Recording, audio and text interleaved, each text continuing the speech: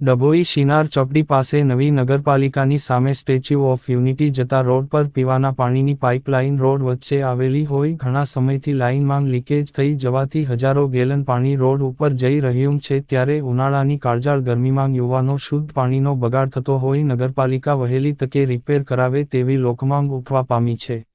જાણવા મળતી વિગતો અનુસાર વહેલી સવારે જ્યારે ડભોઈ નગરપાલિકા પીવાનું વારી ગૃહમાંથી પાણી છોડે છે ત્યારે આ રોડ પરથી હજારો ગેલન પાણી પીવાનું પાણી રોડ પર વહી જાય છે। અહીંથી પસાર થતા વાહન ચાલકોને પણ મુશ્કેલીનો સામનો કરવો પડી રહ્યો છે। દિવાતરે જ અંધારું હોય પછી બીજે તો ક્યાંક જોવાનું ડભોઈ નગરપાલિકાની સામે જ છેલ્લા કેટલાક સમયથી પીવાના પાણીની પાઇપલાઇનમાં ભંગાણ સર્જાયું છે જેને લઈને રોડ પર ભર ઉનાળે ચોમાસા જેવી પરિસ્થિતિનું નિર્માણ થતું હોય એક તરફ સરકાર તરફથી પાણી બચાવોની જાહેરાતો કરવામાં આવે છે જ્યારે ડભોઈ નગરપાલિકાના સત્તાધીશો નગરપાલિકાની સામે જ કેટલાક સમયથી પીવાના પાણીની પાઇપ લાઇનમાં ભંગાણ સર્જાયું છે છતાં પણ તેનું કોઈ રિપેરિંગ કામ કરવામાં આવતું નથી જેને લઈને અહીંથી પસાર થતા લોકો અને વાહન ચાલકોને મુશ્કેલીનો સામનો કરવો પડી રહ્યો છે ત્યારે નગરપાલિકા જાગશે અને લીકેજ થયેલ પાણીની પાઇપલાઇનનું રિપેરિંગ કામ ક્યારે કરશે। રિપોર્ટર ફઝલ રજા ખત્રી, GPK ન્યૂઝ, ડભોઈ।